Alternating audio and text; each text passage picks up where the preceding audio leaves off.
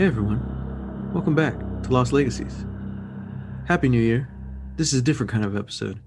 This is going to be a chill episode. No, seriously, like me and Sam had no idea we were even going to record this. I just hit record right now because we're both on our holiday break still. It's almost over, but we both saw a movie that we just had to discuss. And I figured, well, hey, if we're going to discuss it, let's just record the dang thing. So I'm Matt. I'm Sam. And we're going to be talking about Underwater. The movie, 2020's William Eubanks Underwater, which was the 10th highest grossing film last year. Hey, it made the top 10. That's good. Yeah, I know. I think that's also because there weren't a lot of actual movies in theaters last year. But I like this one. I'm glad it has that spot. Yeah. Mm-hmm.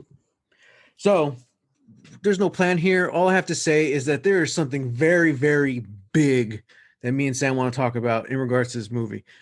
So let's try and keep that, I guess, as we go or towards the end, because I know once we start talking about it, that's going to be the whole episode. Yeah. So let's build to that. Okay. So first off, if you haven't seen the movie, go watch the dang movie, because just like anything me and Sam talk about, this is going to be spoilers aplenty. So you have been warned. You have.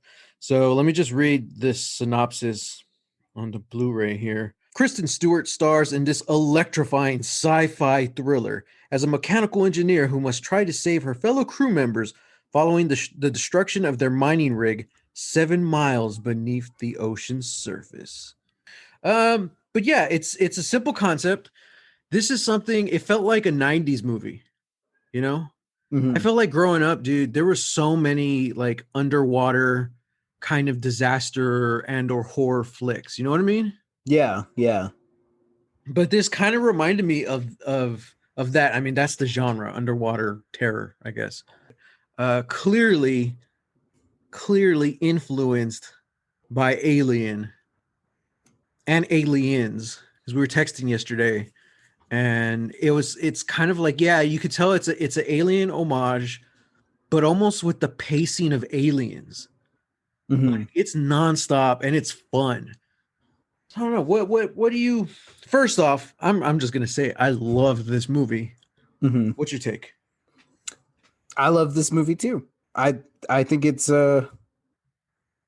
really fun.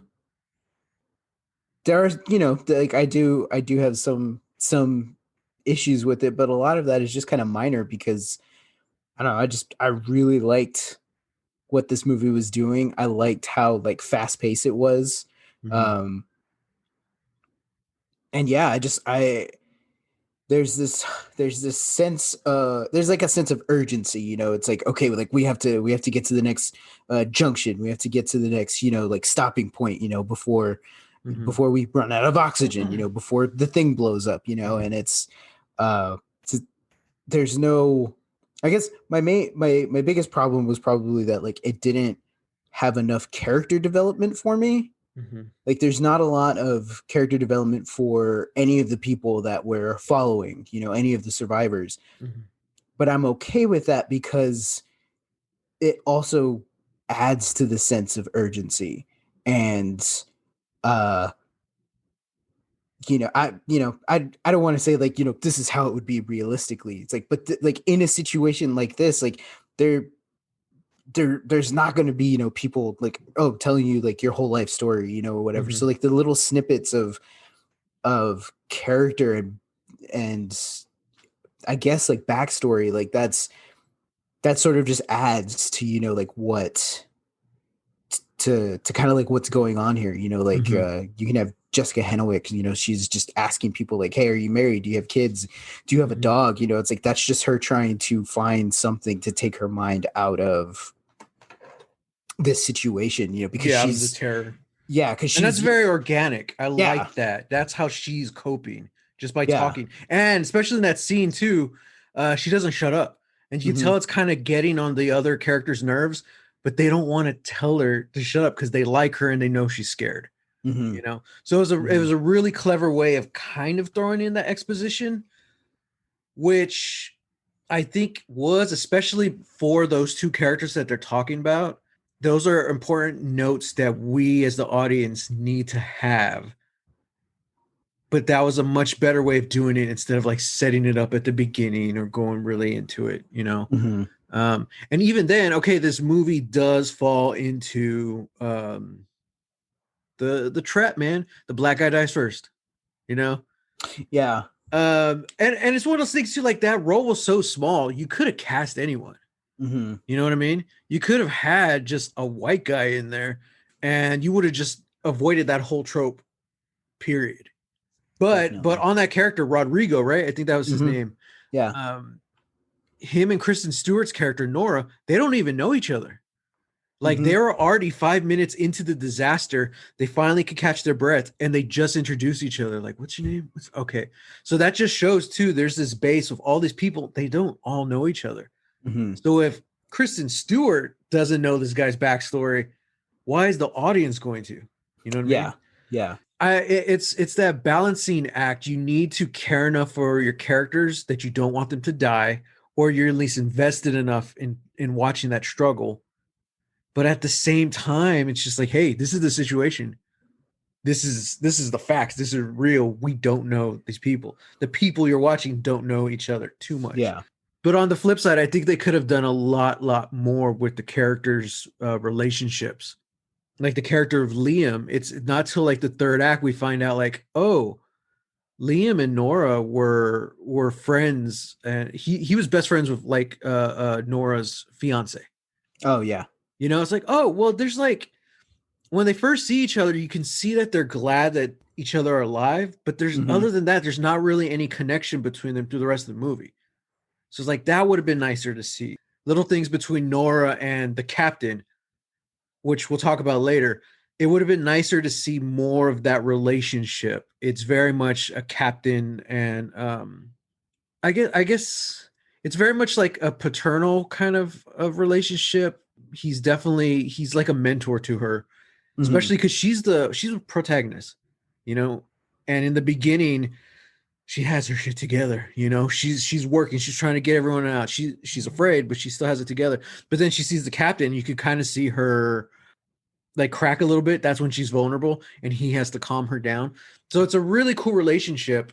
And I wanted to see more of that because it kind of delves into his backstory later. Mm-hmm. But all in all, yeah, we definitely could have used more character stuff, but it would have slowed down the movie. Yeah. Yeah. So that's one of those balancing acts. I don't know. I think they did okay with what they had. Yeah, I think the amount of time that they took to tell this story, Mm-hmm.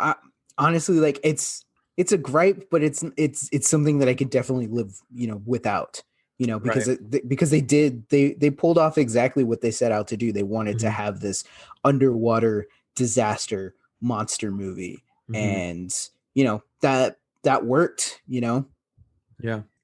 I guess I don't know. Maybe we can't tell the stories anymore or like that because that's a very Hitchcock thing Hmm. where a lot of it depends. It's not all of his movies, of course, but in a lot of them, you don't know anything about the characters until the story is already in motion. Hmm. And when they interviewed Bernard Herrmann, who was the composer, and he composed several of Hitchcock's movies, he said that was Hitchcock's way of writing. He didn't worry about character; he worried on the situation first, Mm. and he threw the characters in to see how they would react. So seeing these strangers and how they react, that's how you learn who this person is. Hmm. I was like, oh, that's very interesting. Yeah, it's cool. I don't know. It's a totally different way of storytelling that we're used to right now. Hmm. Ian McKellen, I'm not going to quote him because I don't remember exactly what he was saying, but I remember seeing an interview with him a while back, and he was young. He was like probably in his 20s or 30s when this interview was, Oh wow. and he said something to the fact of you don't really know who you are until you're under that pressure.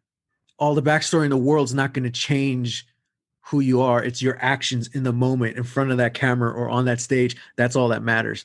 Mm-hmm. I don't know where I'm going with this. Maybe I think a lot of things about this movie they could have been done a lot better. Mm-hmm. But the groundwork was there, the foundation was there. So, Right. mhm. Right. Yeah, because I know you and I have talked a lot about things having their own identity and how uh, that's just been kind of irking me with certain like movies or shows that have come out in recent years that I'm watching and I'm enjoying it, and then there comes a point where I feel like this needed a more like a creative hand or a creative touch.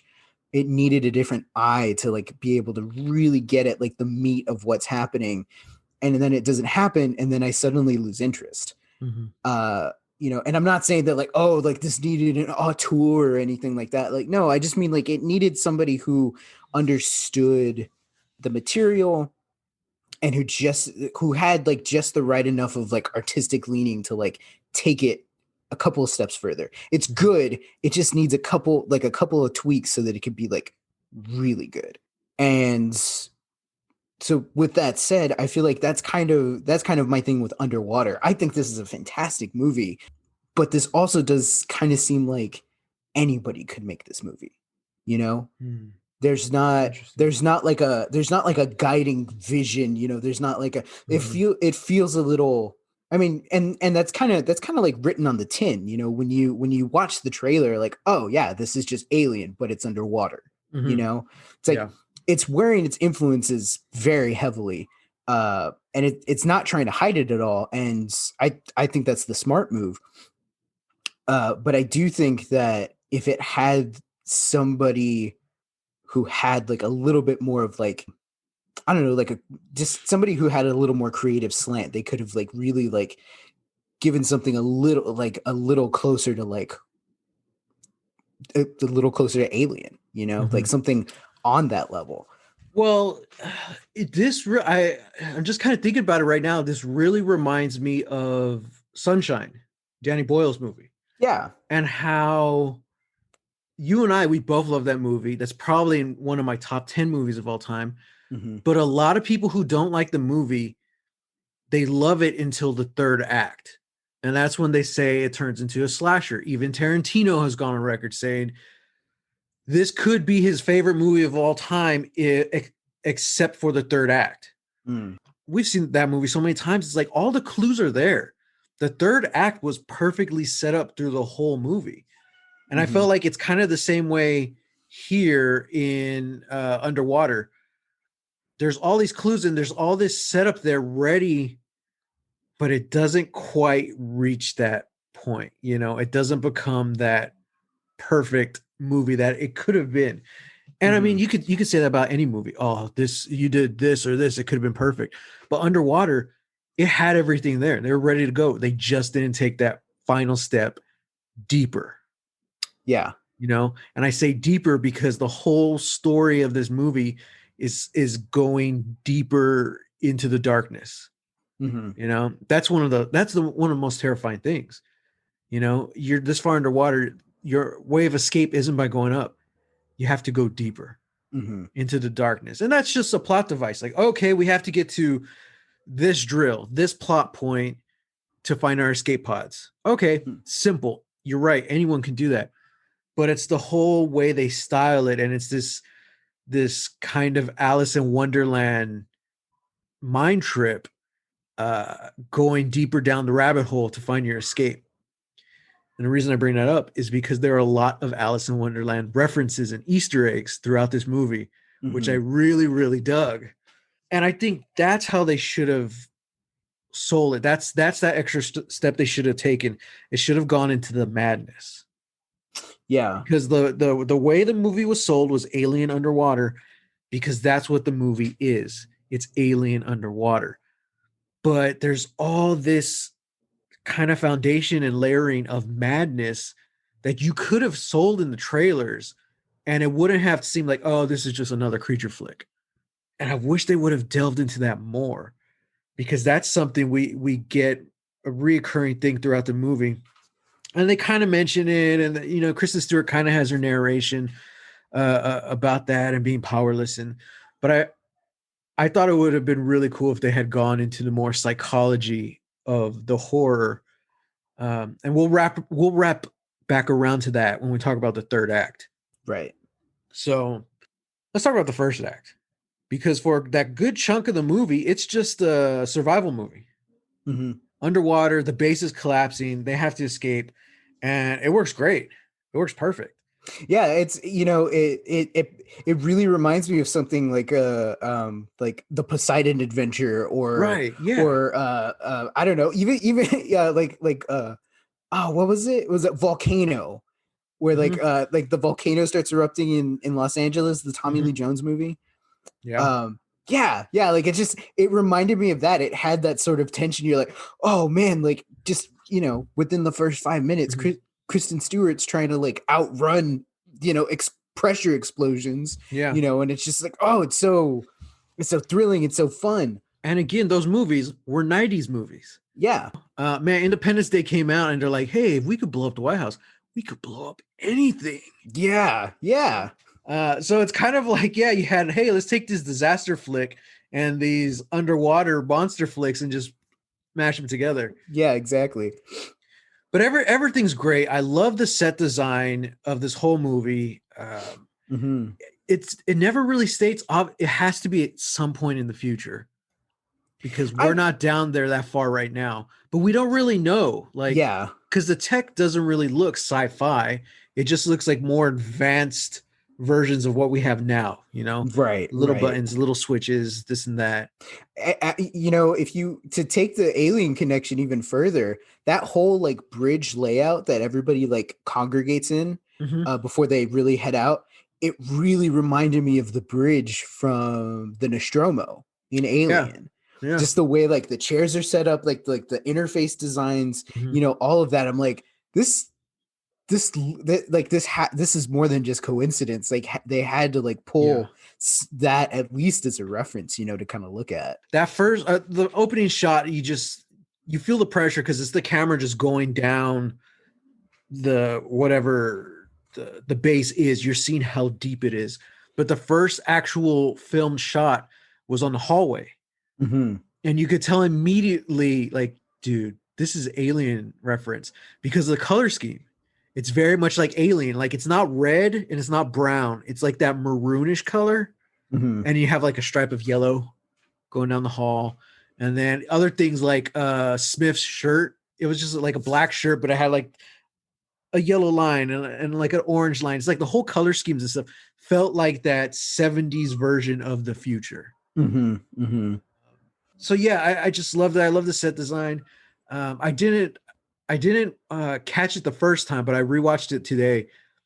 And the first time we see Kristen Stewart, she's in the lavatory brushing her teeth, and next to the lavatory sign is taped a playing card, and it's the Queen of Hearts. Hmm. And I was like, okay, doesn't mean anything. You know what, Sam? Who knows? But it's another reference to Alice in Wonderland. It's Uh, interesting. It's interesting because I didn't really make that connection until you said that. But now that I'm thinking back on it, like, yeah, there oh, well, a couple of people have lines and they're just like, yeah, it's from the book, or like they say mm-hmm, like Alice, mm-hmm. like she almost drowned in her tears, like stuff like that. And I was like, yeah, okay, that's interesting. But yeah, now that you say it, I'm like, oh yeah, like this movie is really like an Alice in Wonderland sort of Yeah. mind trip. So I didn't notice a lot of smaller things at first, but the first time I started watching, I started catching on because it's the character Paul. He's the one who mentions Alice almost drowns in her tears. Mm-hmm. And then if you look at Paul's suit on the back, it says, "We're all mad here." Mm-hmm. And so I was just going back and rewatching, and sure enough, he's the one with the chest tattoo. It's a Cheshire cat. Is that what his tattoo That's is? what it is. I was like, oh crap. Interesting. And of course, what is Paul carrying through the whole movie? He's carrying his little lucky stuffed He's rabbit. he's carrying a white rabbit. Mm-hmm. So let's get into this a little bit because one, played by TJ Miller, and this was all filmed before like all the stuff started coming out about him. Mm-hmm. Because this movie sat on the shelf for like 3 years. Yeah. And but anytime you see his name on a movie poster, you know what character you're gonna get. Right. And it's not any different here. I think he was a little less of an asshole in this movie than I've seen him in other stuff. Surprisingly, I feel like this is the more digestible, probably best version of the same character he's been playing like his whole Right. career. Yeah. And I think they really tried to make Paul I don't know if sympathetic is the word, but they wanted you to care for him. Because one, he's the only comic relief in the movie. Mm-hmm. He's kind of they said on the commentary, the way he's described in the script, he's the guy who would be chewing bubblegum at a funeral. Hmm. And I was like, okay, all right. So there's nothing really to dislike about his character too much in this movie. He's just kind of like that weird buddy character who acts very odd in whereas like Emily, right? That's her name, Jessica Henwick's character. Yeah. She talks a lot and she screams a lot when she's scared. Paul, on the other hand, he just kind of like makes bad jokes. Mm-hmm. It would have been interesting to see another actor, another comedian try and play that role. Mm-hmm. Just see if they could have made him more lovable or something like that. Yeah. I'm trying to think who you could have got. I mean, literally anybody. Yeah. You could have seen Hannibal Buress. Yeah. Everybody loves him. I like him. Hannibal Buress, like Kamal Nanjiani, Yeah, of course, those are more ethnic guys who would be killed, but at least they're not the first ones to go. I mean, yeah, true. But I do like the way like he's overweight, because that was part of the fear, especially as soon as we meet Paul, he has to crawl through that tight space. I'm like, oh God. Yeah. At me, myself being a bigger guy, I'm like, oh, damn it. Oh, just claustrophobia is just a couple of inches more powerful for me because I'm that much bigger, Yeah. And also, so like the last thing we'll kind of say about Paul is that he carries around little Paul, which is this little stuffed white rabbit. Mm-hmm. So what they did is in the script, it was a real rabbit. And on set, they had a real rabbit. So the director's thinking was he wanted everyone to treat this rabbit as real as possible. Mainly the one who deals with it the most is Paul. And they wanted Paul, who is this kind of standoffish kind of character, kind of a jerk. They wanted him to have something redeemable, something loving about him. Yeah. So they didn't tell him. So they would film one take with the actual rabbit, and then they would switch it up for the stuffed animals. And this also because rabbits are so damn hard to work with. Yeah. So they're like, okay, cool. So on the Blu-ray, they have the actual bunny montage. So it's all the scenes, it's all the shots where they're using the real bunny. And like you see the difference. You're like, okay, you see the way Paul is holding that bunny. Mm-hmm. And it's like, okay, so that's why he's holding the little fake one that way, because that's how you would actually hold a real one. Yeah. So they didn't tell TJ Miller till after they filmed that no, we're just gonna use the stuff. So yeah.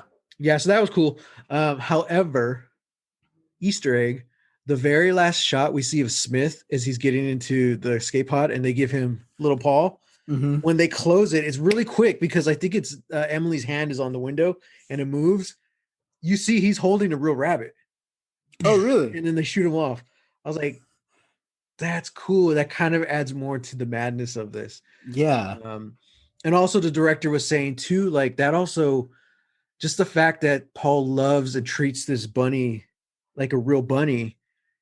Is that more of a sympathetic or lovable side of Paul? Or is that more towards the pathological side? Mm-hmm. Which again is something I wish they would have gone further down the rabbit hole with. Yeah. Damn. So we start talking about first act and we didn't talk anything about the first act, just the characters. So. Yeah, that's true. But I mean, the first act, it's nothing original. We've all seen it before. These are crazy, disaster movie stuff. Mm-hmm. Oh, excuse me. But it's really set up, and we get to see the super cool suits for the first time, which those are amazing. I mean, they look cooler than the Gears of War suits, Yeah. And it's interesting because like the helmets really look like the helmets from Alien, but the suits obviously are like these are kind of Gears of War inspired. So like Yeah. and once they like get put on them, they go into the water, they kind of also look like the Big Daddy suits from BioShock. They do. They do. And I'm just watching this and I'm like, I hope that like I really hope that this movie is just like this director's like real. He's like, For hey, BioShock. Yeah. this is what I can do. Yeah. Can I make the BioShock movie? Yeah. Yeah. And like they look good and everyone looks good in them. Yeah. You know, they look bulky, but they look realistic. You can imagine, like, yeah, these are what people use to work outside that deep, Mm-hmm. but they move like it too. So everyone's movements are exaggerated. It's kind of futzed around in the movie a bit, like, because everyone's putting on their own helmets, but you can tell they can't do it because their arms don't reach that high, Yeah. you know? And in real life, those suits were like 100 pounds. Oh shit. So Yeah. most of the movie was shot wet for dry. So they actually Okay. filmed everything that was quote unquote underwater, but they just added all the water in later, which is pretty impressive because some of that stuff looks good. Mm-hmm. Even if it's confusing or whatever, because there's lots of debris and dirt, it still looked very cool. And Mm-hmm. and that's kind of what's scary too, because you can't see so much, you know, because there's so much dirt down there. So they had like those suits, 100 pounds, but then they actually had real suits that were like 200 pounds that you could go underwater. And there's a couple sequences they actually filmed underwater, which as an actor, I'm like, oh my God, God, I'm gonna die. And isn't Kristen Stewart like afraid of the water? I Like don't know. that. I don't quote me on it, but I do remember breezing through Twitter and Mhm. seeing like a couple of articles linked that more of this movie was filmed under the water than Kristen Stewart was comfortable with. Oh wow, yeah, Yeah. Yeah. So like more power to her because she really yeah, sells that performance and yeah, I guess that like that just adds to like the overall ambiance, and the performance that, yeah. that she's given. And she's very much the kind of actor who says so much by saying so little, you Mhm. know. Which I mean, I think she does a phenomenal job here. Just like her different reactions and stuff, the way you can see her like trembling in certain scenes. It's like oh God, yeah, like that felt very real. So I don't know. Her portrayal of Nora was something. It's definitely her arc is like this journey of becoming the badass Ellen Ripley, and you can't. I mean, look, you can't beat Sigourney Weaver, you know. But I think Kristen Stewart really did something special with her performance. I think it's good. I think it's one of her. I mean, she's a great actor, and I think this is one of those roles where it's like kind of like Chris Evans in Sunshine. Like they're doing so much, but you don't really notice until like you actually watch, if you actually pay attention. Which is another thing in this movie, which we've discussed off air before. My big pet peeve is people one talking in movies. That's obvious, but two, especially now, millennials and people our age. Technically, we are millennials. We're so busy. We have to be doing something while watching content. You know, Mhm. checking our phone, checking our emails, and all this stuff. This is a movie where certain things happen that are so quick, so fast. There's so many little clues, and there's a big one later that if you're not watching the screen, you miss like a huge part of this movie. Mhm. I'm talking about the locker scene, if you know what I mean. Oh, yeah, yeah, yeah. Okay. Yeah, like it's super quick. It's like probably a second tops. But if you're not paying attention, you miss a huge clue to this movie. So pay attention while watching this movie. That's all I gotta say. I mean, that should be an overall film etiquette rule in general. If It you're gonna sit should, down and watch a movie, like put your damn phone down. yeah, it should be. I don't know why people don't respect that, you know. And I know actors, you know, and I know actors who do that. You should, as anything, as a writer, director, actor, you should be watching as much content as you can to learn, you know. And part of that is your responsibility to be disciplined enough to pay attention. Now, if it's a bad movie, fine. super boring. Okay, I get it. But But you know, pay even attention. bad movies and boring movies, there's something that you can pull from that, you know? Yeah. Yeah, Yeah. yeah, you're constantly learning. I had probably as close to a theater experience as possible when I saw it, because last night I watched it in the dark because my wife was asleep, and I put it on my computer and I was like, all right, let's go. And that was also probably not a great idea because I had to keep moving the computer away from me because I kept getting scared. I was like, nope, nope, Yeah. I know something's there. I know Yeah. so, but I also kept wanting to pull in closer so that I could see, like, wait, what was that? Yeah. Was that a that's not a thing. That's you know, like, yeah. Okay, so let's go into that because Act 2 is very much where like a lot of the scares come in. So at this point, it's just thrills, oh, explosions, stuff like that. It looks fantastic. Mm-hmm. Act 2, though, well, even before Act 2, I'll say because there's a major death. I feel like it's kind of the end of Act 1 of Rodrigo. Mm-hmm. Dude just straight up explodes, man. He takes the hit. They need 6 working helmets, and he has one that you can tell isn't working. And you can't really tell who he gives it to because first one he gives the helmet to is Nora, then he gives one to the captain.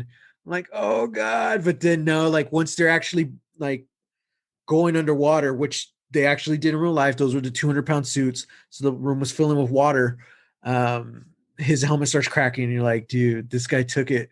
He Mm-hmm. took the faulty helmet and he died for it.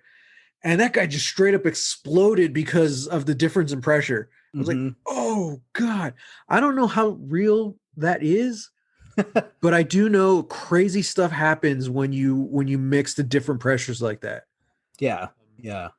It's just like space, and it's just like if there's a crack, doesn't matter how big, you're gonna get sucked through Goldfinger style, Mm-hmm. except it's a lot faster. So if you tell me, hey, that scene is scientifically accurate, I wouldn't bat an eye. I was like, you know what? I I'd be believe it. like, yeah, Yeah. too true.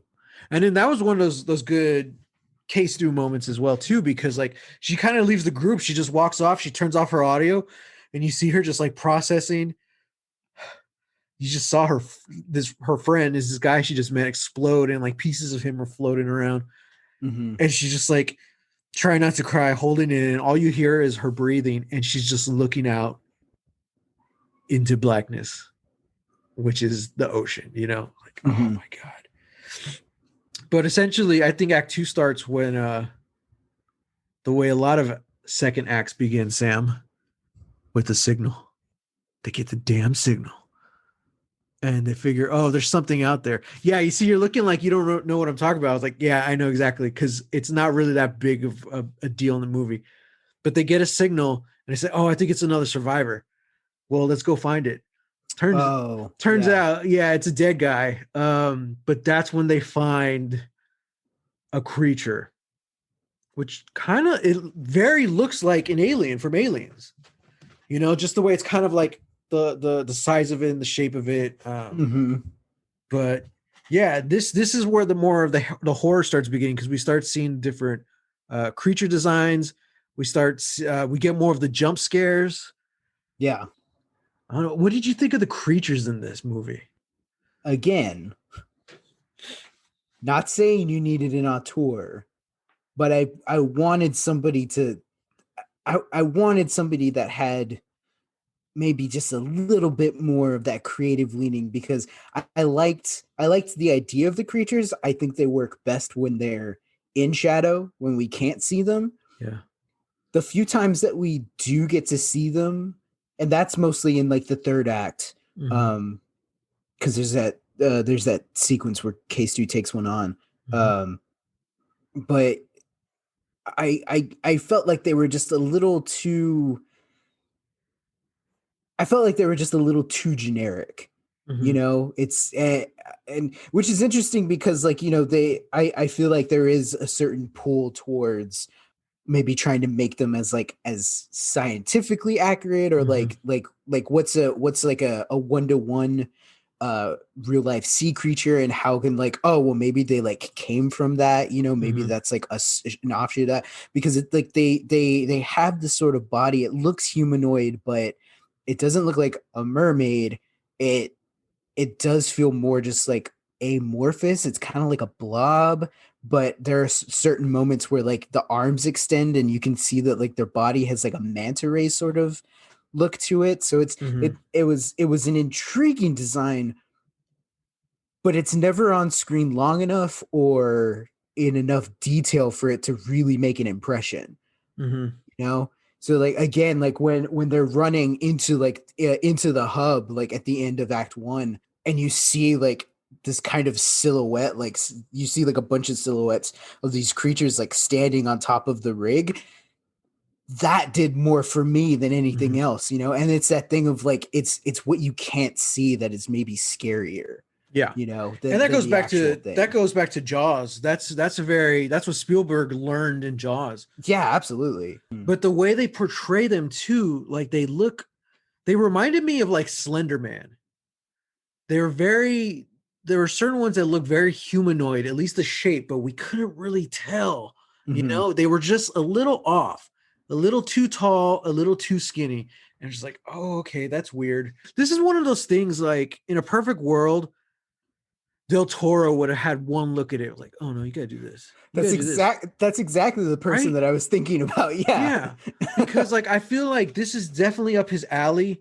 He doesn't even need to produce this movie. You just needed a little bit of insight through his eye, and you could have made some like really creepy looking creatures. Hmm. Because his stuff too is like you're supposed to look at it. That's what makes it scary. This you're not really supposed to look at. So it Hmm. would have just been nice to get like a little bit of inspiration from something he had done in the past or something. I agree. I like it. I understand what they were going for, what they were aiming for. I wish, just like all my other notes on this movie, I wish they would have taken it one step further. Yeah. Yeah. But the second act of the movie is definitely more. It's fun. It's fast paced. That's what reminds me of Aliens. But it really has a lot in common with like Pitch Black. You Hmm. know, they're like, well, the only way out is through the darkness. Okay, so when they filmed, I told you that they filmed everything wet for dry. So they're actually out there. Well, they actually had their flashlights on their suits while filming. So the digital effects people went in, they measured like the brightness or whatever, and Hmm. they had to recreate it in this underwater setting. Oh wow. Yeah, so it's easy to say it was too confusing to see what was going on. It's like, yes, but that's also how it would really look, Hmm. you know? In fact, it would look a lot worse than that, but this is the more Hollywood entertainment version of it. Right. But they really tried to be as accurate as they could with as far as how light works underwater. And it's just like turning on your high beams in fog. It actually does worse for you because it blinds you. Hmm. You know, it's kind of that same concept. This is where well Rodrigo died, but this is where everyone else starts dying. This is where Hmm. these creatures start attacking. It's kind of interesting because they're not really hunters the way the xenomorph is. Hmm. These things just kind of follow you, and they're like, "We're gonna get you, we're gonna get you," and Hmm. like that's kind of almost I That's don't know kind if of it's almost worse because like right. even like the xenomorph isn't necessarily a hunter. It's just kind of like it's just scoping around. It's just trying to like feel itself out. It's just trying to Yeah, be like, okay, I'm gonna be here. It lets people come to it. yeah. Whereas these things like they they're it's kind of like a bloodhound. Like Mhm. they catch one look at you and you're like, okay, I'm going after you. And like and then they Yeah, don't stop, you yeah, know? yeah. And there's so many of them. Like we don't know exactly how many, Hmm. but it just seems like it never stops. And it kind of feels like with the xenomorph, you're like, okay, there's just one, right? Can I find safety somewhere? You know, what can we do? Can we shoot it out of air like something? Like it's just one, at least in the first Hmm. movie. This one, it's like it feels like never ending. Like I don't know what this thing is, but it's Hmm. following us. Yeah, people start dying. Paul's the next one to go, which is very interesting. He hands off little Paul, the bunny, Hmm. and I thought it was the coolest thing because it's pulling him underwater through the rubble. So he has to put on the helmet real quick because he's going back under. But it's like a split shot. So you see like they have like TJ Miller kind of like stuck in like his suit on these rocks, and they're like pulling him through the suit. and for like half a second, you see his head go like down into the suit unnaturally. Did you notice that? And like, he even makes his like face puff up, like oh, and then before you know, just rips him Yeah. apart. I was Yeah, like, oh, it makes like his head like his head is being shoved in, and it does like this weird thing. It's like a puff and fold. yeah, Like you can see the like okay, like his neck or like the base of his head is now at like the collar of the yeah. suit, and then it's like huh, and then it like creaks in, and then it just yeah. And like It's it like fits in oh, there and it shouldn't. it You're like, is oh, yeah, and it's again, it is kind of like a split second. You blink and you miss it, but it's like for for the for for the duration that it is there, you're like, oh yeah, damn. you feel it, dude. You're like, oh god, and then everyone freaks out. Jessica Henwick's like, she has a horror movie scream, man. She's really good. Hmm. And everyone else just starts running, and you're like, dude, like, oh, I felt that. Hmm. That sucked. And I mean, that's honestly, that's probably the coolest kill of the movie. Um, Yeah. but because it's the most gruesome, which we also didn't mention. This is PG-13, which I didn't even realize until I Oh, bought the is it? Blu-ray. Yeah. Oh I was like, wow. oh, okay, that makes a lot of sense because when you're thinking about it, it's really not that bloody. Like that Paul's death is probably it. Yeah. Huh. I didn't even realize that. Wow. Yeah. So again, that's why they should have gone more into the psychological horror. Just a little bit more. Because you Yeah. can do that without the gore. But yeah, one thing that was cool was that Smith gets hit by like this really, really heavy piece of debris. And so for the rest of the movie, Smith, he doesn't really have much to do for this whole movie. We don't really know much about his character. He's just kind of that dead weight, which he addresses at one point. Hmm. But it ruptures like part of his air filter. So it becomes like contaminated. So he's injured, but the majority of the reason why he's kind of like just being dragged for the whole movie, it has more to do with his oxygen than his physical injuries, Hmm. which that's a whole other scary thing because it's the whole spacesuit thing. Well, what happens if something happens to my suit? Hmm. And that's him like, well, he's still alive, but as soon as he puts that helmet back on, he's going to be breathing contaminated air or whatever it is, you know. Honestly, I think that was kind of the key into introducing more madness into this. Hmm. This is Matt's kind of alternate take, but I would have had he still would have got hurt, but I would have had Kristen Stewart her air filter get messed up, so she starts like hallucinating, or is she? Hmm. And that would have been really cool because they mentioned that for Smith, but it never really pays off. They're just dragging him around for the whole movie. Yeah. I thought that would have been really cool. Like she needs this oxygen to breathe, but it's messing with her head. Or is it? Hmm. Because we already know these things are chasing them. We don't really know what they look like. But I thought that would have been a cool way to kind of throw the audience off balance. You know, like, well, wait a second, is this real or is this not? Hmm. You know what I mean? Hmm. Um, so yeah, that's how I would have done it. And then of course, like you could have taken her further down into that realm, even if it's just for one chunk of the movie. And then you could have explored her backstory via that instead of Hmm. having to explain how she was engaged and the guy just vanished underwater one day and all this stuff. You could have actually explored that through her like her hallucinations, you know? Hmm. Because I think that's more terrifying and that is more in line with the style of horror we get in the third act. Hmm. But yeah, but speaking of off balance, a lot of this movie was filmed on gimbals. Mm. So a lot of the shakes you get while they're like around the table or whatever, those are real because all the sets were filmed on gimbals. Oh, and it was built in a Lowe's. Oh wow. Yeah, because they were filming in New Orleans and this Lowe's had been shut down after Hurricane Katrina. Hmm. So they moved in and they built the sets and they put everything on gimbals. So it was huge. It's a big space, but after they would film one set, they tear it down or redress it to do a set later in the movie. So Hmm. you could say this entire movie was filmed at Lowe's. That's a good that's a good marketing for them. They should have done like a tie-in or something, Yeah, I know. They have like a Lowe's apron. Um, yeah, and I mean this whole act is basically just that the monster's chasing them. The captain doesn't make it. Mhm. He sacrifices himself. There's some pretty cool stuff. Like it's kind of hard just to talk about a lot about it because it's like, oh yeah, there was another jump scare and they pulled this guy here and they had to go save him and all this Yeah, stuff. yeah. It's hard to talk about, but it works in the movie because the jump scares, there's a few that work, but there's also a lot of fake outs that I really like. Mhm. Because I hate horror movies, but I'm smart enough to know, like, oh, yeah, something's coming, but then it doesn't. I'm like, oh, okay, and it just throws me off balance enough so that when something does happen, it's like, oh god, oh jeez. Yeah.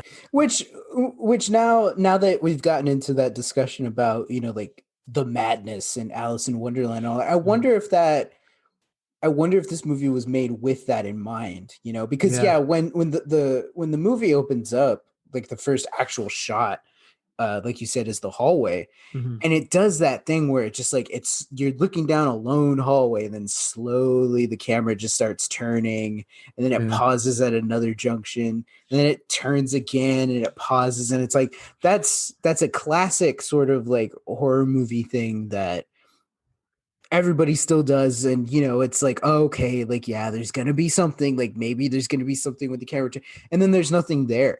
The thing that we turn to is Kristen Stewart, looking down those hallways like Mhm. as if something's there, or just listening to the noises.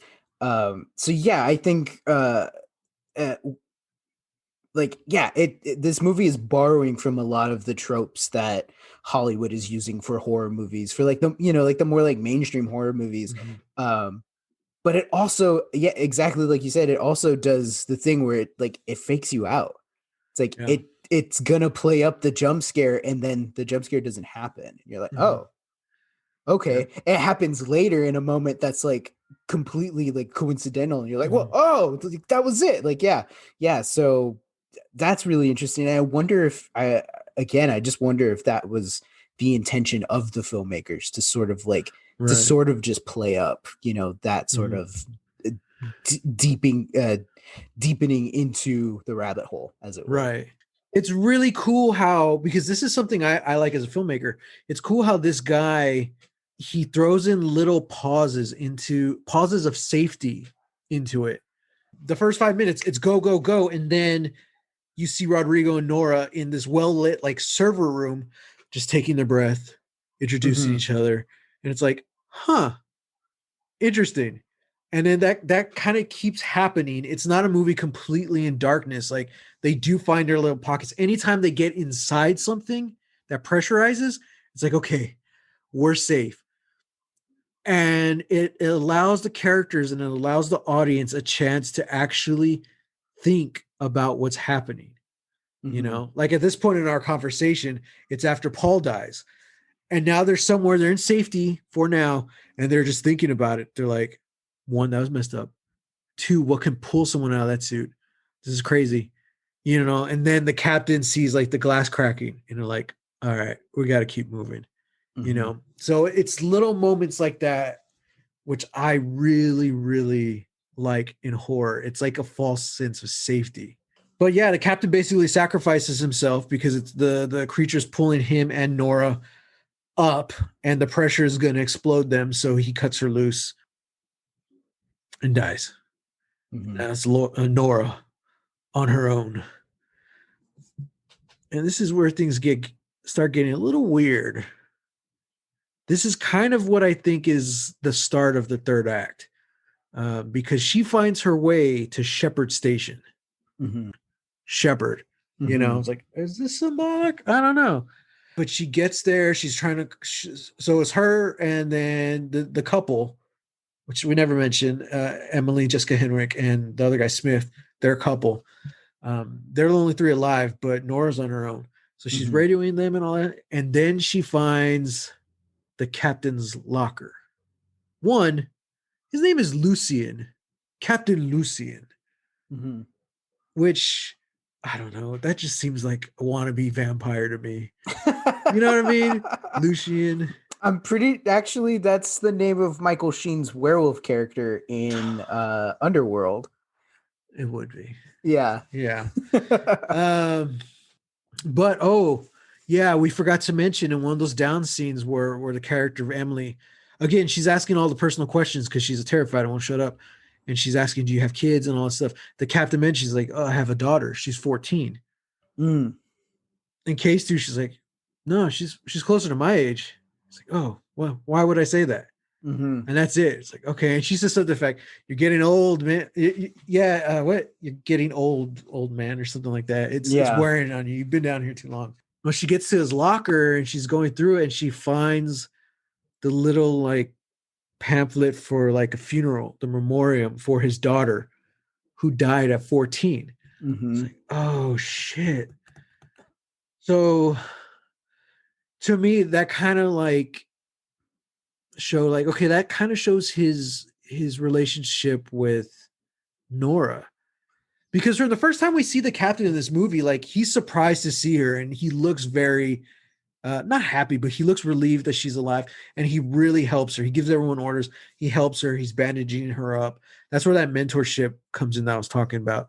He's calming her down. They're going through things. And after seeing that, I was like, oh, fuck. She's the age of his daughter. That's why. That's where this relationship between those two characters comes from. And of course, he sacrifices himself for her. But then, Sam, what do we see? We get one quick second of the contents of his locker. What do we see? What did you see? So the contents of his locker behind his suit is a map of, it looks like, the drilling site. Yeah. And that was kind of all I was able to see, like just those points of like, okay, there was the station they were at, there was Shepherd, and then there was the Roebuck. Yeah. Which is the station that they're trying to get to, and they're all connected. But that was it. That was kind of all I really got to see. Wait, what? Really? Yeah. So I completely set you up for that? I guess so, yeah. Okay, because you see it and like we haven't talked about the music at all in this movie. There's like a tonal shift in the score. Mm-hmm. And Kristen Stewart just gives it this weird look and she slowly closes the locker and we get one last glimpse of the contents of the locker as the shadow of the door closes. Mm-hmm. To the side, there's a pentagram drawn. There's this devilish looking face. And then lower at the bottom is the Lovecraft design of Cthulhu, like sitting and thinking.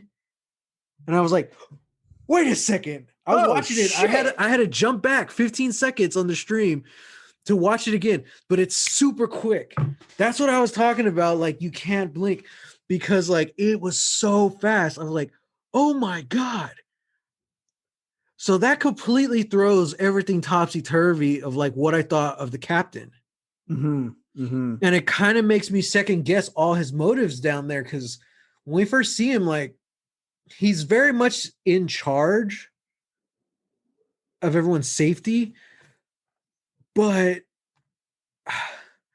I just recommend a rewatch because every time something weird is happening, he has this look like, I don't know, just waiting, like he knows something bad is going to happen. And then there's this scene where Jessica Henwick is talking about, we don't belong down here. We drilled too deep. And you kind of see him like really thinking about it, which anyone would. But in this contact, it's like, oh, Okay. mm-hmm. Okay. I just spoiled a movie Sam has already seen. I don't know how I freaking missed that. Okay. I'll tell you how, dude, because it was like briefly 1 second shot. Yeah, exactly. And I was just focusing on like the map itself. I wasn't focusing on anything else in the thing. That's really freaking clever. Okay. That's what I'm talking about. I wish they would have went more and made it more obvious. Mm-hmm. Okay, listeners. Okay. Matt and I have been we've been teasing you this whole time.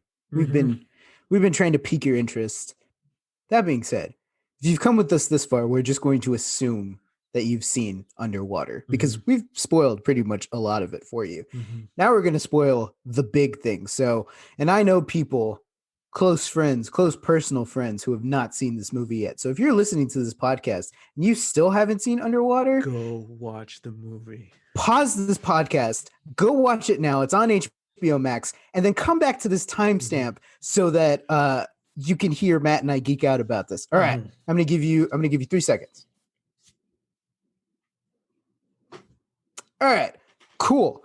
Now that you're back, What's the twist, Sam? What's the twist? I guess it's not really a twist, but it was a shock. It was a twist to me. I mean, honestly, like it kind of is a twist, but not in the way that you're expecting, like a Twilight Zone or an M. Night Shyamalan, or anything, even a Hitchcock. Like, no, this is just a twist of like, they really went there. They really did this. Like this movie, I think we've been underselling just the massive balls that this movie has to just go ahead and say, hey, instead of just this being like generic underwater creature things, let's just go the whole 9 yards. And let's just make it Cthulhu. Yes, dude.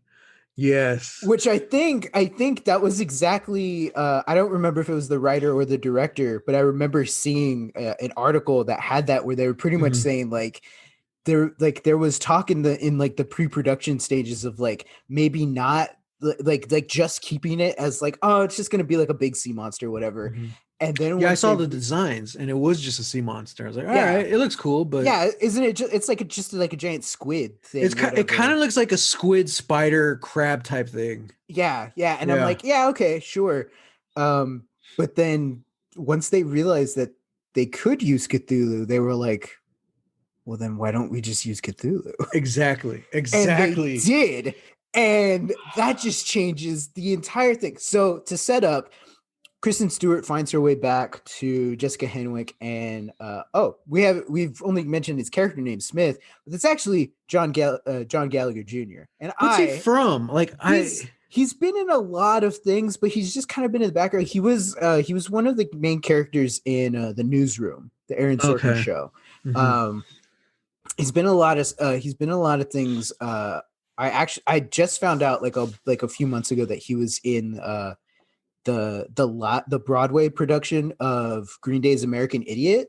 Oh, interesting. He's like the personification of Saint Jimmy. So yeah, it's really interesting. But he's a real interesting guy, and like every time he pops up, I'm like, that's John Gallagher Jr., son of a bitch. Yeah.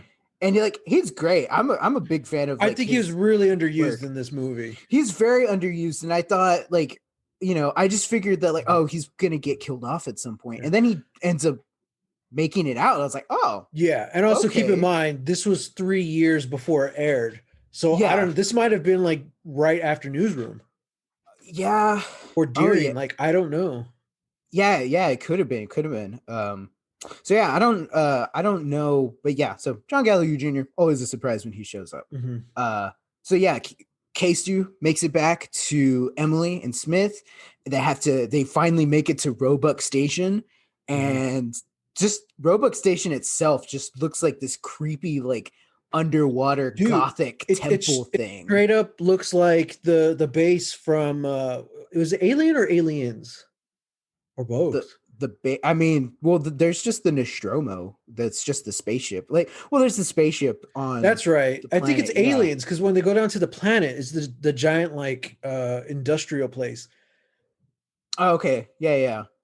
Because when you finally see the Roebuck, I was like, dude, that's a shot straight out of Aliens.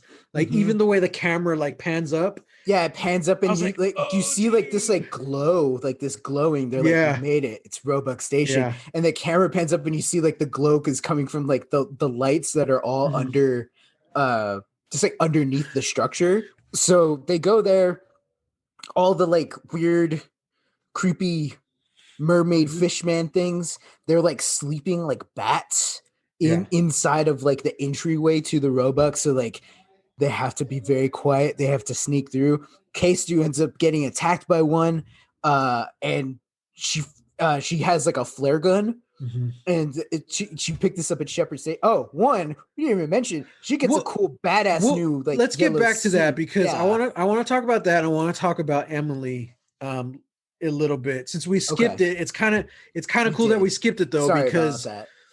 it works though, because it's kind of cool seeing what those scenes represent after knowing who the big bad is. But yeah, so dude, that was awesome. Like K-Stu gets swallowed and she shoots her way out with a flare, which is like the coolest thing. And like, it's like a reverse birth. Or I guess okay, it's not a reverse birth. It's that that didn't make sense at all.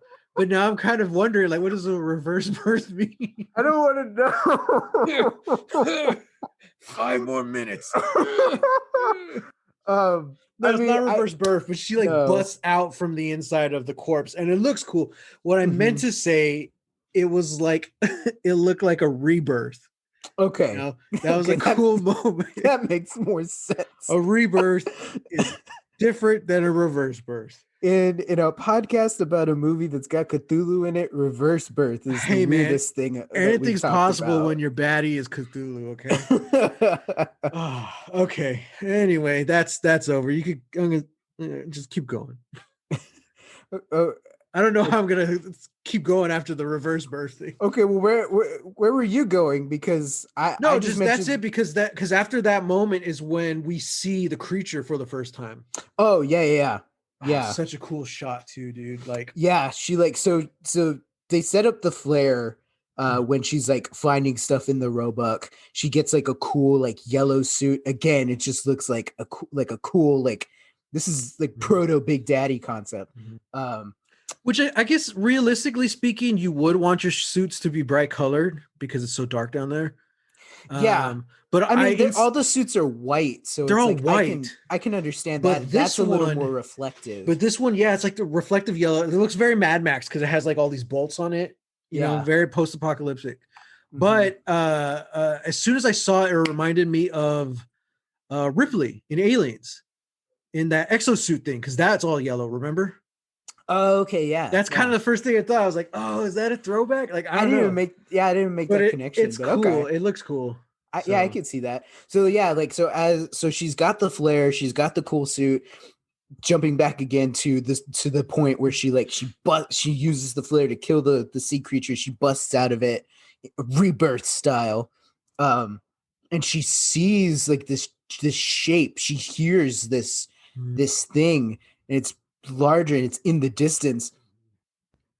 So she shoots the flare at it, and as it's going, you see this giant, massive shadow of a thing, and it has this torso and like arms that look vaguely humanoid, and that's like, kind of the scariest part. Yeah, like, because you can kind of see like tentacly and stuff, and you're like, ooh, that's a big creature. But then it like there's like the flash. I think even before the flare, there's something flashes in the back. But then you see it. Oh, I think it's the lights of the Roebuck that are like exploding or something. They're like see it like off. Stand up. And you're like, oh, that's not how underwater creatures should move. And it looks like arms and it looks like a body. You're like, that's Cthulhu. Which I've always dug the concept, but I just like after seeing this movie, which was like 2 nights ago, I went on the deep dive, and Lovecraft specifically describes Cthulhu as the combination of a dragon, an octopus, and a human. I was like, dude, that's exactly what that is. I was like, so you get to see that like humanoid like chest and neck, and then suddenly like the head, you see like these tentacle things, and then the flare explodes and you see like it's like the tentacle, it's the face, it's all of it, and it's it's fucking Cthulhu, man. It's cool, man. And that's the thing, like I was never scared. I was scared for the characters, but this whole time I was like, yes, like this is what I want to see. This whole third act, like the whole movie is really hinting at it, but you don't really get there till the third act of this eldritch horror. And that's just a completely different thing that we as a society aren't really used to. Like to get that, you got to go read Lovecraft. It's You know? interesting because I feel like now the while Lovecraft, I mean there have been a lot of adaptations of different Lovecraft stories.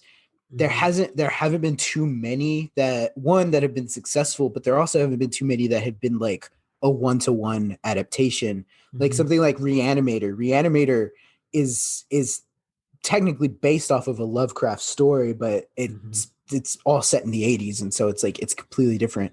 Um, but you do get these sort of Lovecraft has been pardon the expression, he's had his tentacles wrapped around like popular culture and like Mm-hmm. like genre fiction for a long time, and I feel Mm-hmm. like it's now we're finally getting stuff that like does feel Lovecraftian. Mm-hmm. You can make the argument that all of the creatures like the Demogorgon and stuff in Stranger Things, like those have like a Lovecraftian tint to that. Even in Mm-hmm. season 2, like where they're teasing like the mind flare as like this giant Yeah. crab spider thing. It's like that has a Lovecraftian leaning to it. A lot of that show is based off of D&D. The Yeah, yeah. Demigorgon doesn't look like that though. The Demigorgon is completely different in D&D. Hmm. But that character does there are a lot of mentions to like the mind flayers. Those are Hmm. straight up like the illithids, and that's classic D&D. And Hmm. those creatures were created to really capture that kind of eldritch Cthulhu horror. Hmm. So again, you're right. Like it all ties in, you know? Hmm. Even stuff like Pennywise in Stephen King's It. I know in the book his Yeah. form is more amorphous, and it's more sort of it's all based off of fear, and it's all Yeah. the things that people fear. It's specifically the kids in that story. Yeah. Well, if you read The Call of Cthulhu, Cthulhu only shows up at the end. The biggest danger to the character and technically to the world is is losing your mind. He's Yes. come across this cult that are enamored and just slave to Cthulhu's will. They have no mind. Their mind is only set on this eldritch god, this ethereal god.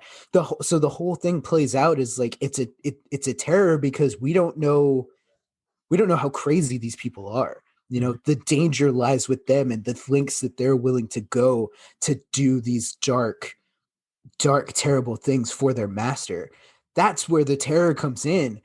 And then once you get to the end of the story and you're like, yeah, okay, like they kind of like end that sort of regime. And then while they're on the boat sailing back to the mainland, there's a storm and you see Cthulhu rising from the ocean in his glory. And it's the craziest thing. And you're just like, holy crap. And it's for a split second. They use the boat to sort of like ram against him. And that knocks him enough that like it's able to like get the boat away. And then as they turn, like he's just gone, and you're Mhm. like, what the Mhm. hell, like this is like that, it's just insane. But again, like, I mean, obviously Lovecraft is one of the guys that like he pioneers. I mean, that's why we still say things like Lovecraftian horror. Like he Yeah. pioneered this genre that is taking those deepest fears and giving them a name, saying that Mhm. like there is this feeling of dread, this existential dread Yeah. that we might not have a name for. Well, Lovecraft named him, and that's Cthulhu, you Yeah. know? And that's what I was saying. Like, it's a horror we don't really get to see that often Mhm. because it is the more psychological side of it. And that's what I wish this movie had. In hindsight, it's like, oh, you have a movie where Cthulhu is the big bad, Mhm. but nobody goes mad. Yeah, that's so that yeah, now and that's interesting because I won't say that the Alice in Wonderland stuff is like a red herring. If Mhm. anything, the Alice in Wonderland stuff should tick you that like, hey, It's kind of this is reinforcing that. this is something that like let's not think about the Alice in Wonderland that's like the Disney version of like, oh, it's all bright, it's stuff. Right. It's kind of kooky and crazy. It's like, no, the Alice in Wonderland tale, like it has those moments of whimsy in it, but it is always kind of akin to going mad. You know, Yeah. there is an insanity in this world that is kind of by design. Um, so the fact that this movie is using the Alice in Wonderland Mhm. little things like the Queen of Hearts card, or the fact that they're taking Mhm. care of this little rabbit, Yeah. um, Paul's tank that says we're all mad here, like it's all these little clues that should sort of like tick your brain to the idea like there is something there is something not right here. Mhm. They even keep saying they keep repeating it, and I guess this is kind of where like the March Hare comes in, where it's like there's you're losing time. You lose your sense of time when Oh you're down yeah. here, you Yeah. know? So it's like, so there's that, the fact that the captain doesn't remember his daughter, like how old his daughter, Right. you know, things like that. Like obviously because she's dead, but it's Yeah. also kind of like he didn't even think about it. He just said it like in an instant, like, oh yeah, she's 14. It's like, Yeah. yeah, it is these things. So yeah, so yes, I will agree that I think this movie sets up perfectly, but then never pays off the idea of losing your mind. And Mhm. if it's me writing this movie and we decide, hey, why don't we just make a big third act sea monster? Why don't we just make it Cthulhu? Okay, cool. We're going back to page one and we're Right. rewriting this thing to make the madness seep in.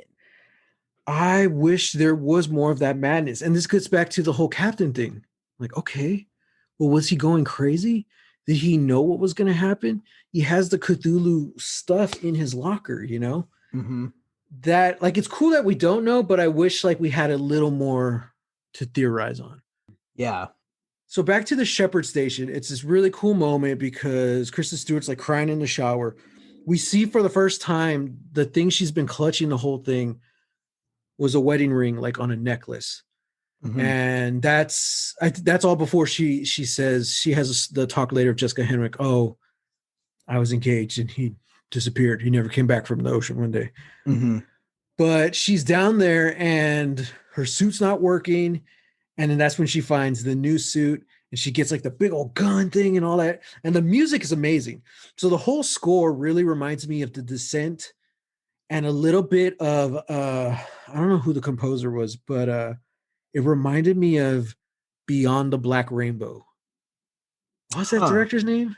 That's Panos Cosmatos, yeah, yeah. something like that.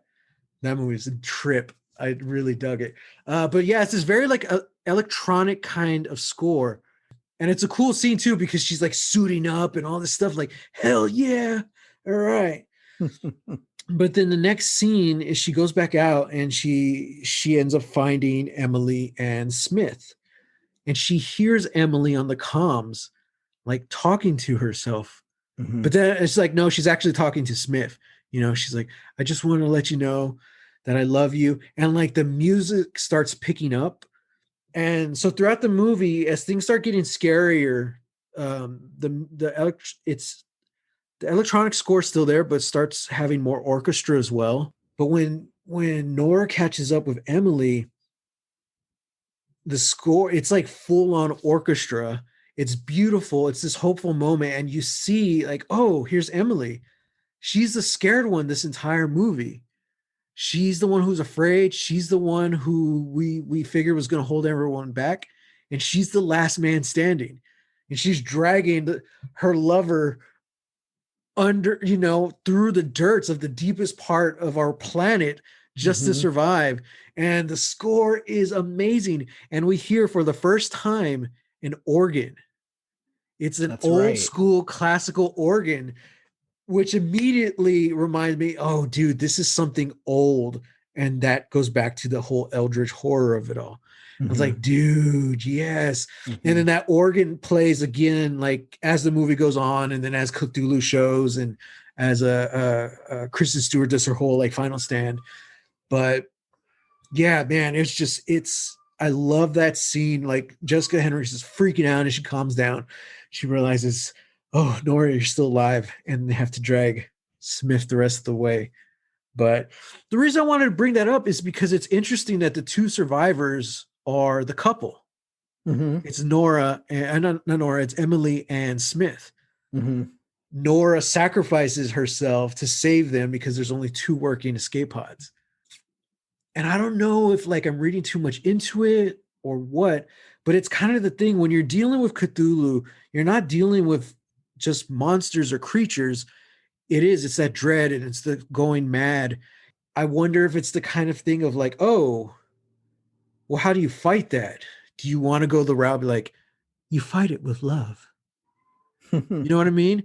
But Yeah. it's like, okay, interesting. Cause I also thought it's weird how the creatures, they grab Smith and they take him, but they leave him. It's almost as they were leaving him for bait earlier Mhm. in the movie. Remember? Because that's how they get the captain. Yeah. And it's like, okay, well, why didn't interesting? And then like Paul's last scene before he dies, he's telling Smith, he's like, hey, you got a good girl there. Like, don't screw it up. There's all Mhm. these like small little moments.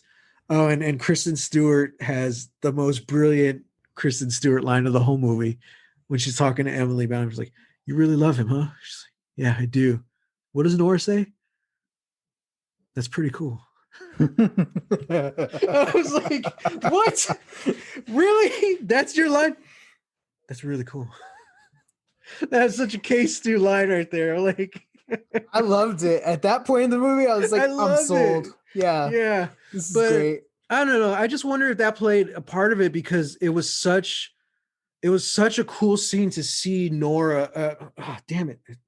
It's because I'm calling them by their real life, their actor names, not the characters. I keep confusing them. Mhm. It's so cool to see Emily as the last one standing, pulling Smith through, and the Mhm. music is just pumping, you know?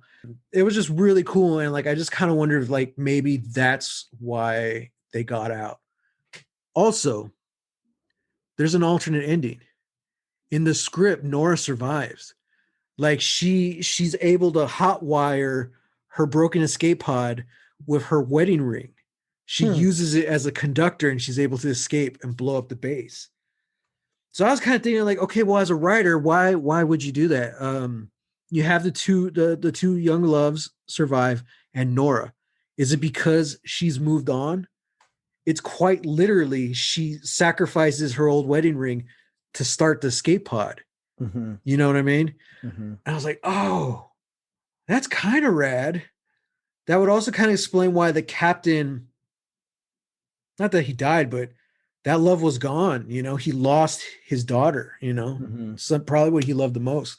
Um, they never say anything about Paul, but Paul's the one who has the talk with Smith. He's like, hey, don't mess that up. Mhm. You know, so it's kind of those little moments like it's what is not being said. Mhm. Um, so I thought that was interesting. So originally she was supposed to survive. Hmm. Wow. But Kristen Stewart really she pushed for the death. She Hmm. said Nora should die for the cause, saving the others. And I thought it was cool because even the last shot of the movie, you see like it's a great shot of all the water getting sucked out. Mhm. And she doesn't smile, but you see this like little moment of peace and it cuts to black. I was like, yes, dude. So Mhm. she blows up Cthulhu, the two young loves, and little Paul make it out. Mhm. And that's when we get that last little half a second Easter egg of the rabbit being a real rabbit. Super quick. Oh yeah. Yeah. So, but then on the end credits, it shows like, oh, of course, the company's like keeping it all hush hush. Um, you have two survivors, and then there's like evidence photo of the stuffed bunny. Mhm. They're like measuring it out with tape. I'm like, dude, that's awesome. Yeah. Uh, but yeah, that's underwater. Yeah. That's underwater. Good job. We made it through. We made it through. We survived Cthulhu, only for him to get us at another time. Yeah. Yeah. I mean, that's kind of the thing too. It's like these things are kind of undying. Like they Mhm. like at some point. I think yes, they will die, but it is kind of thing like you can't blow up Cthulhu. I'm pretty sure he's just down there like, yeah, you probably knocked him out. He's sleeping. He's Yeah, there I kind of still figure he's waiting. like a Dracula type character. Like he's just gonna like open up in another egg in like 100 years or something. I'm gonna say it feels a little bit more like a Freddy Krueger thing. Like as long as there is the idea or the Mm. belief that it could be real, Hmm. he exists. You know. Oh, So dude. so yeah. Okay. This is reminding me of Doctor Who, the one, the what is it, the Satan pit, Oh yeah, yeah. where there's this dark hole down there, and the doctor says there's a good chance we're not going to come out of this alive, but that's what makes us human. Mm-hmm. That urge to explore, to see what's in the beyond. Mm-hmm. That's really cool that you mentioned that, the Freddy Krueger thing, because that's the beyond. We see the creature flicks, and that's why I've never really considered Cthulhu like sci-fi. That's why I'm very hesitant to have called this a sci-fi movie, Mm-hmm. because you can do Lovecraft without science fiction. Mm-hmm. Like you Yeah, said absolutely. earlier, it's that dread. Mm-hmm. It's the dread, it's the psychological horror. Um, I don't know, man. Like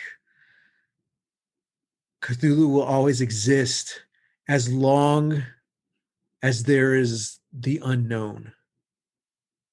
As long as it's almost like, yeah, he's like the fear, or it's the fear of the beyond. Mm-hmm. As Mm-hmm. long as there's a Bed Bath and Beyond, Cthulhu will always be there. Cthulhu will always be there. Yeah. So let's just say this was a killer year for Lovecraft, man. He had well, he's dead, but Lovecraft Country, which really kind of stuck it to him, and some of his racist ideologies. And Mm-hmm. then we had what was the movie with Nicolas Cage? The Oh, color the color out of space. Yeah. color out of space, and Mm-hmm. now underwater. Mm-hmm. So it's kind of convenient that this movie sat on the shelf for 3 years. That Yeah. it's released now in 2020 of all years. You Yeah. know, the Cthulhu of years, some might call it. Yeah. Yeah. Exactly. So I do want to end on this Mhm. note. Uh, Afterwards, I was like, I wanted to know what else this director had done, Oh yeah, and yeah. he hasn't done much. Hmm. He did kind of like a movie that was based off of an album by Angels and Airwaves, the band. That's The movie's right. called Love. Uh huh. That was in 2011. In 2014, he makes a movie called The Signal. If I'm Hmm. remembering correctly, that's also like a sci-fi as well, kind of a little more low key. Hmm. And he doesn't do anything until last year, making the Underwater comes out.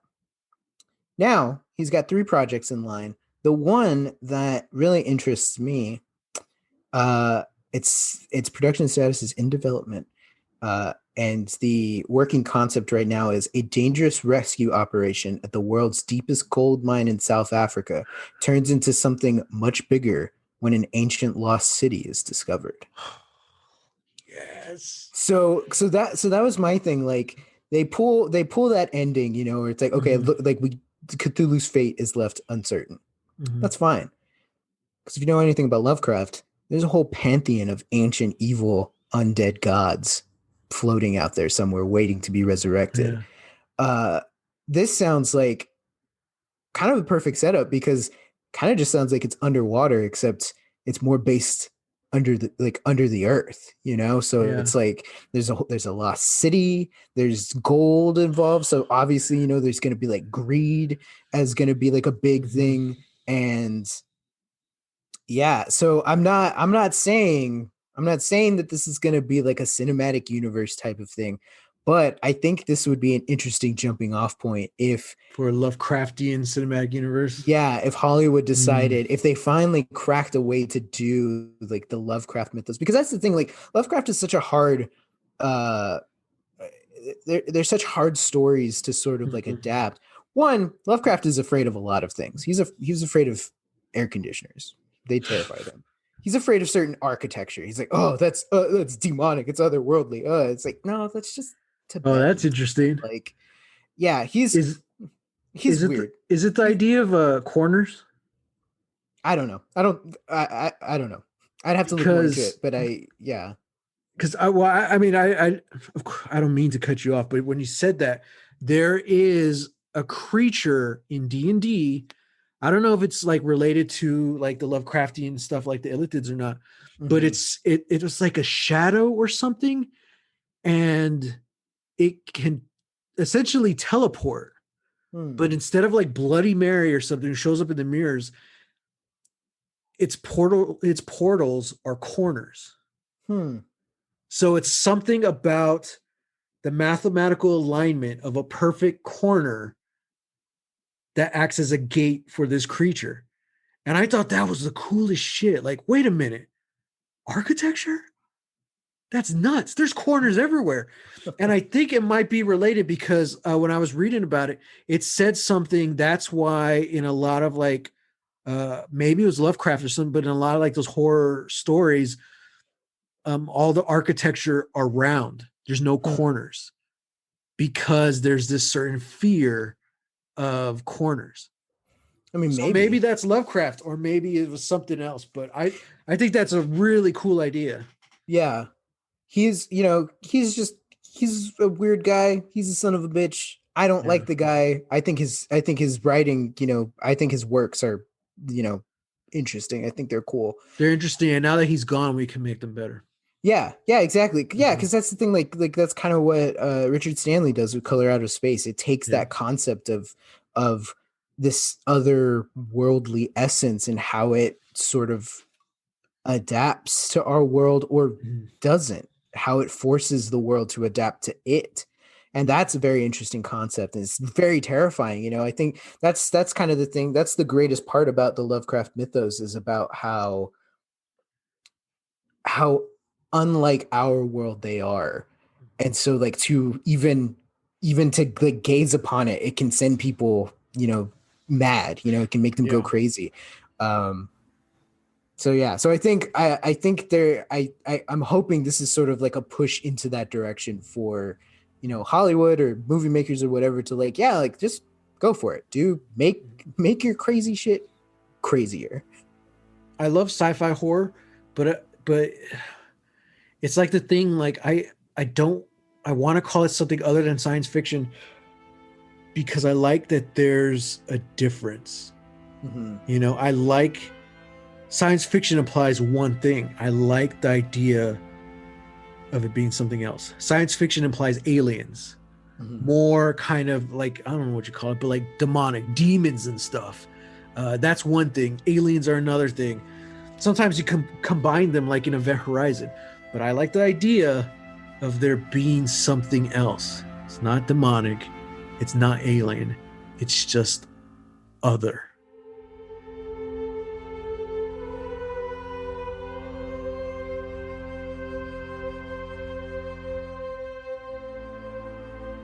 If you were on the fence about Underwater, I hope you're not anymore. I think you should go watch it. You hop off that fence, sir or ma'am or other. You get off that fence and you dive down that rabbit hole. Exactly, exactly. Yeah. Let us know what you think. Twitter, I'm at _Matt Jimenez. Sam? On Twitter, I'm at Real. That's REEL, Texas Weirdo. Yep. Keep a lookout for us. Mm-hmm. Also, look out for social medias. We're going to start doing a lot more of that. We're going to make a specific, like, Lost Legacy social media, just so it's easier to contact us and it's easier for us to have a conversation. Because I'm really curious, because I know a lot of people didn't like this movie. Maybe we could change some minds, or maybe we could get people to watch it who never would have watched it anyway. Yeah. So. But we'll be back next week. We're jumping back into the second half of season 1 of Lost. It's gonna be a while, man. I mean, like, I missed that show. So yeah. Until then, in the famous final words of Kristen Stewart in Underwater, let's light shit up.